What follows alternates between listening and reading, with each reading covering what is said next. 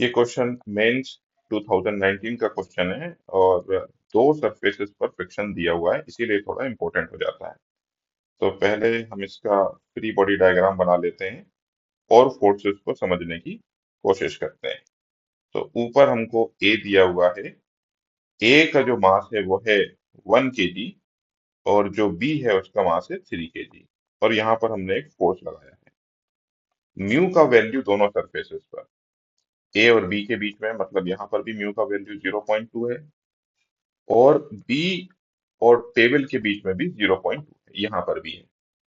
कितना हम maximum force लगाएं ताकि ये एक दूसरे पर स्लिप ना करें, ये क्वेश्चन दिया है। ठीक है। तो सबसे पहले हम लोगों को फ्रिक्शन फोर्स का डायरेक्शन पता करना है। फ्रिक्शन फोर्स का डायरेक्शन कैसे पता करते हैं वो देखिए आप। यहाँ पर मैं ग्राउंड मान लेता हूँ और फ्रिक्शन फोर्स क्या चाहता है कि जो भी सरफेसेस कांटेक्ट में है वो कांटेक्ट में रहे, दैट्स इट।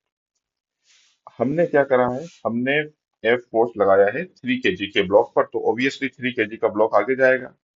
अब 3 kg का ब्लॉक आगे जाएगा तो ये वाला पॉइंट जो है या 1 kg जो है वो पीछे रह जाएगा। तो फ्रिक्शन क्या करेगा, इस पर आगे फोर्स लगा देगा। तो ये 1 kg की जो बॉडी है इस पर फ्रिक्शन फोर्स आगे लगेगा। To every action there is equal and opposite reaction. तो ये जो 3 kg की बॉडी है इस पर फ्रिक्शन फोर्स पीछे लग जाएगा, ये रहा फ्रिक्शन फोर्स। तो ये फ्रिक्शन फोर्स 1 हो गया, ये फ्रिक्शन फोर्स 1 हो गया। ठीक। अब ऑब्वियसली जब मैं एक फोर्स लगाऊंगा 3 kg की बॉडी आगे जाएगी, जब आगे जाएगी तो ये सरफेस जो है इस 3 kg की बॉडी पर पीछे फ्रिक्शन फोर्स लगा देगा। तो मैंने ये फ्रिक्शन फोर्स Fr2 पीछे लगा दिया 3 kg की बॉडी पर और उस पर फोर्स F यहाँ पर लग ही रहा है। ठीक है। अब इसके बाद में मैंने आपको जैसे थ्योरी में जो अपलोड की थी पहले थ्योरी, उसमें मैंने डिस्कस किया था कि जब भी बॉडी का मूवमेंट हो रहा है या स्लाइडिंग हो रही है, सॉरी, उस समय पर मैं फ्रिक्शन फोर्स का मैक्सिमम वैल्यू लिख सकता हूँ।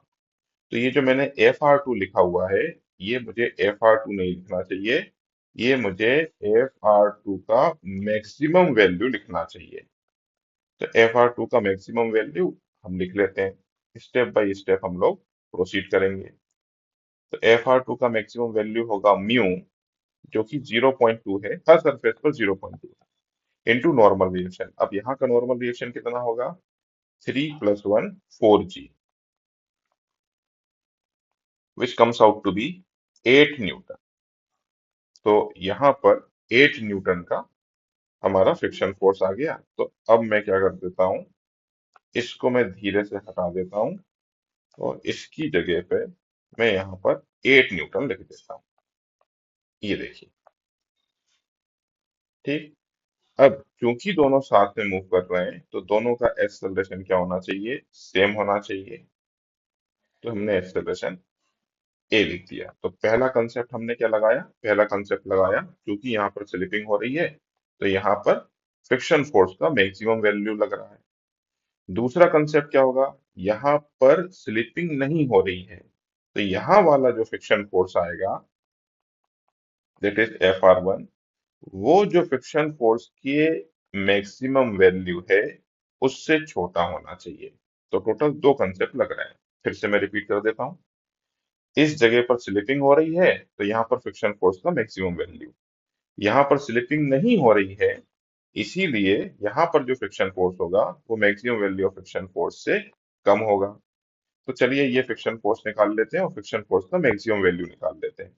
फ्रिक्शन फोर्स का मैक्सिमम वैल्यू 1 पर तो बहुत आसान है, क्योंकि यहाँ पर म्यू का वैल्यू है 0.2 और नॉर्मल की वैल्यू है बेटा 1g, मतलब g। तो फ्रिक्शन फोर्स तो मैक्सिमम वैल्यू तो 2 हो गया। चलिए अब ये फ्रिक्शन फोर्स 1 पर जो है वो निकाल लेते हैं। तो देखिए पहले वाली बॉडी के लिए mass that is 1 into acceleration, mass into acceleration, तो एक्सेलरेशन के डायरेक्शन वाला फोर्स लिखिए आप Fr1, पहली इक्वेशन।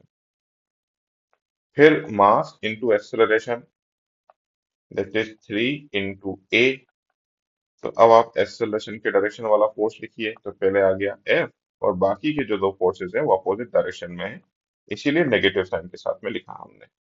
दूसरी इक्वेशन, अब दोनों को हम लोग ऐड कर देते हैं। लेफ्ट हैंड साइड को ऐड करेंगे तो 4a, राइट हैंड साइड को ऐड करेंगे तो फ्रिक्शन से फ्रिक्शन कैंसिल हो गया, यहाँ पर बचेगा F-8। तो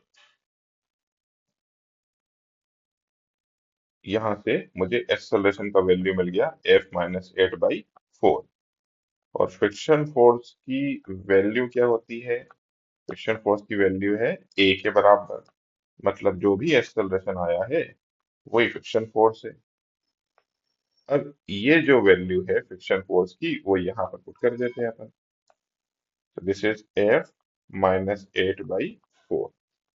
तो F-8 जो है वो 8 से छोटा होगा, तो F जो है वो 16 से छोटा होना चाहिए। तो देखें जरा, F 16 से छोटा कहीं पर दिख रहा है क्या? अच्छा, इन्होंने मैक्सिमम वैल्यू पूछी है, तो 16 से छोटा होना चाहिए, मतलब मैक्सिमम वैल्यू हम मान सकते हैं 16 होगा। ठीक है, इससे ज्यादा फोर्स नहीं होना चाहिए।